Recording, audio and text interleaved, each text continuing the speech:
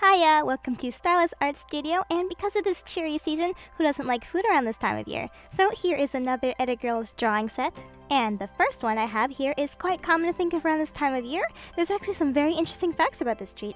According to an article on pbs.org by Tori A.V., happy setting my sources. Anyways, its main ingredient is from a plant native to ancient China, and it's quite useful in dishes and in the medical field. This small special spice soon found its way into Europe through a very huge network of trade routes that connected Asia and Europe, known as the Silk Road.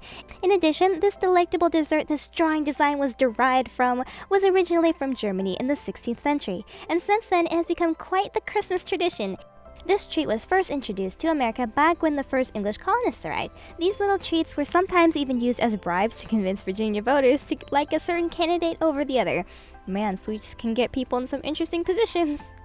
Okay, so back to the drawing. I am currently doing the line art. When I was coming up with the redesign for this picture, I wanted it to be a bit more fashionable than the first version. In the first one, the girl wears a dress, headband, and leggings. So in the redraw, I wanted it to be more like something she could wear in the cold, with, I think it's like a poncho or a blanket cape, something like that. If anyone knows the specific kind of clothing that is, you can let me know. But anyways, the Edigirl also wears jeans and boots to keep her warm. Now for the colors, it took a bit to make sure they worked well together, along with being the right shade of brown to look the most accurate. In the first drawing, because this treat had candies on it, I included pretty much every color of the rainbow. I didn't have a very well developed sense of color schemes or anything, so for the redraw, I went for fewer colors for the candies like reds and greens. One thing that happens in this redraw that doesn't in my others is changing the background color. I make the background dark blue so I can see the areas that I still need to color white. It helps quite a bit, and I actually do this with one other drawings in this set. For coloring, I find that it's usually best to try to have pretty limited color choices for one image, like maybe having 2 or maybe 5 colors and then using colors in more than one area. This usually helps with making it look more unified as one whole art piece.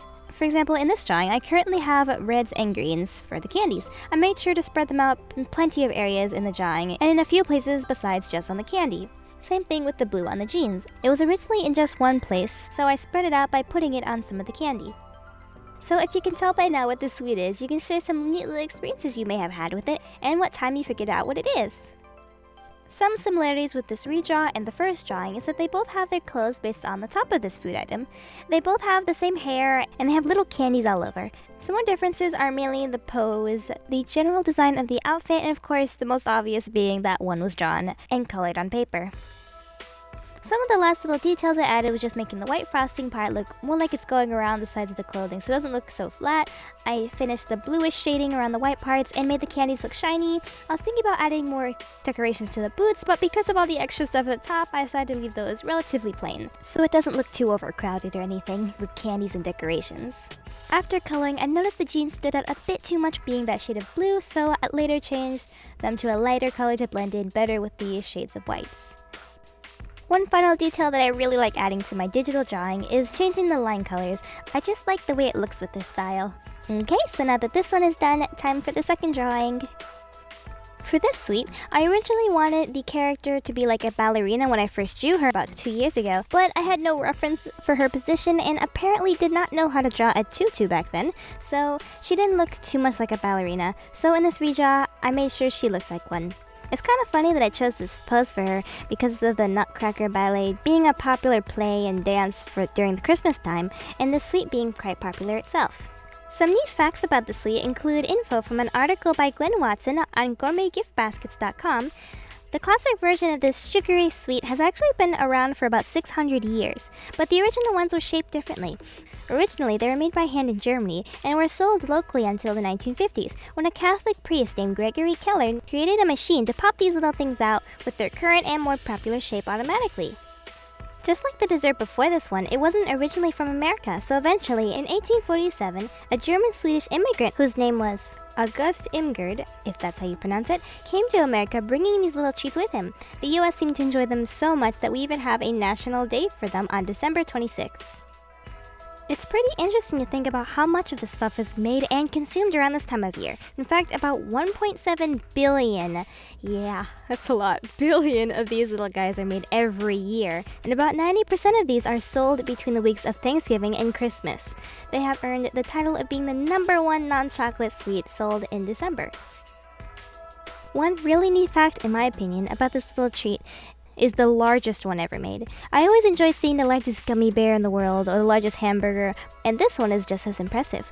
The world's largest of these little treats was made by a Genevian pastry chef named Alain Robbie, I think it's pronounced, who broke the record in 2012 by creating a 51 feet long candy.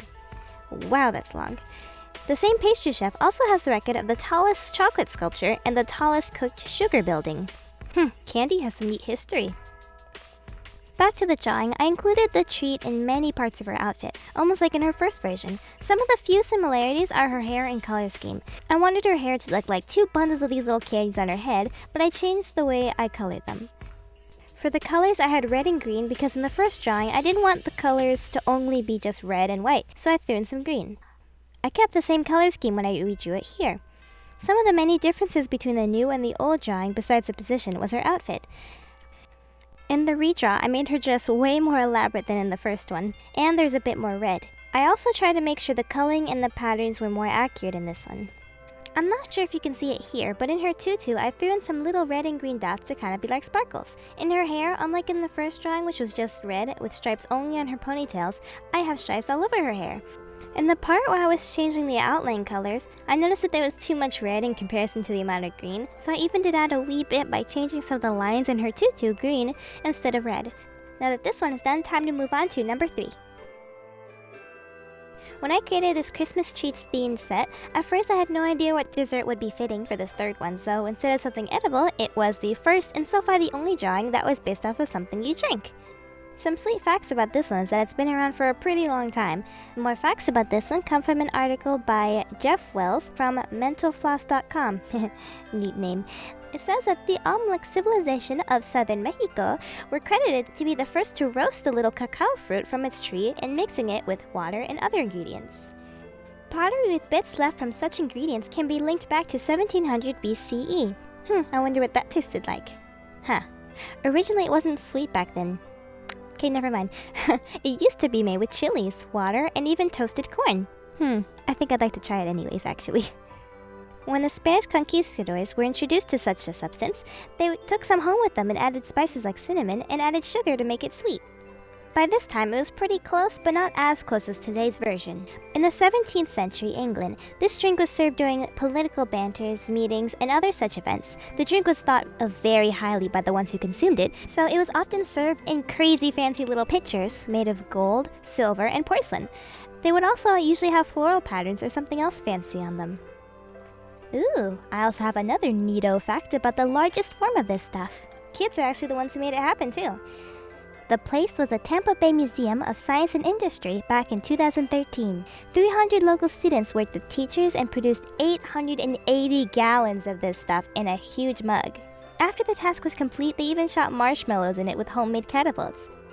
So back to the drawing, when I was redesigning it, I wanted it to be a bit different from the original, so I changed things like her position, her outfit, and her hair. Some of the few similarities between the new drawing and the old one is just her facial expression.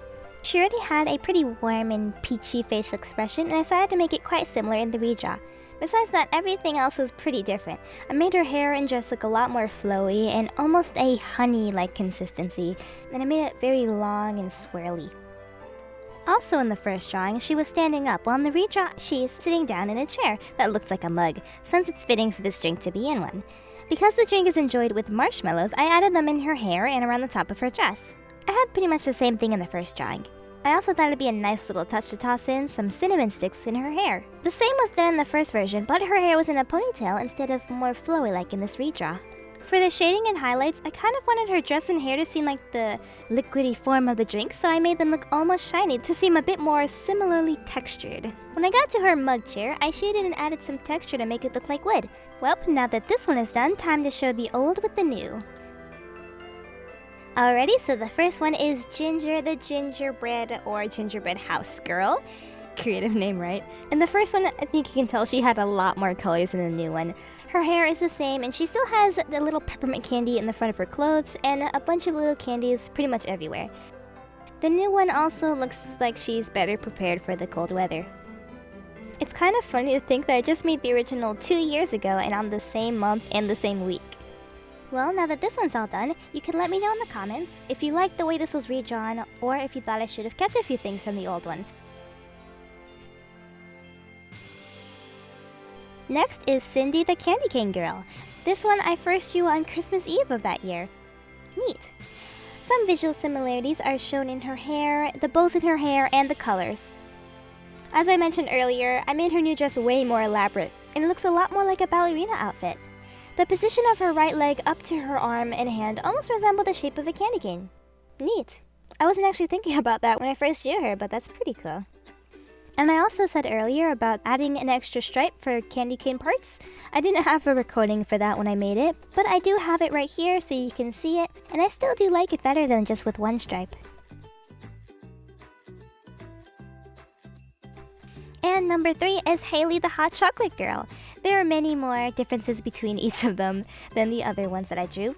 The new one is sitting, her hair is different, her eyes are closed in an upward curve instead of downwards. Her dress is long sleeved and her marshmallows are in her hair instead of on a headband.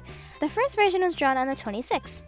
Too bad I didn't draw Cindy on this day, with it being the National Candy Cane Day. But anyways, for the redraw, I tried to make the colors contrast a little bit better with the darker chocolates and the lighter tone of her skin, along with the light, kind of whitish blue shades of the marshmallows and the more tanny beige color of her chair. Okay, so all 3 of them side by side are Ginger the Gingerbread House Girl, Cindy the Candy Cane Girl, and Haley the Hot Chocolate Girl. These 3 were super fun to draw. I liked it. I hope you all did too.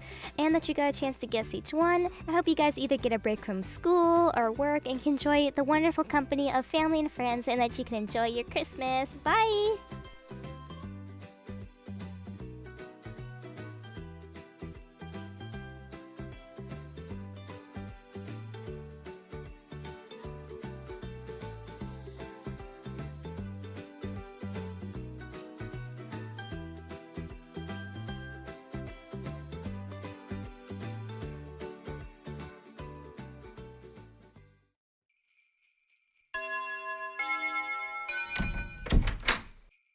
On the first day of Christmas, my true love came to me.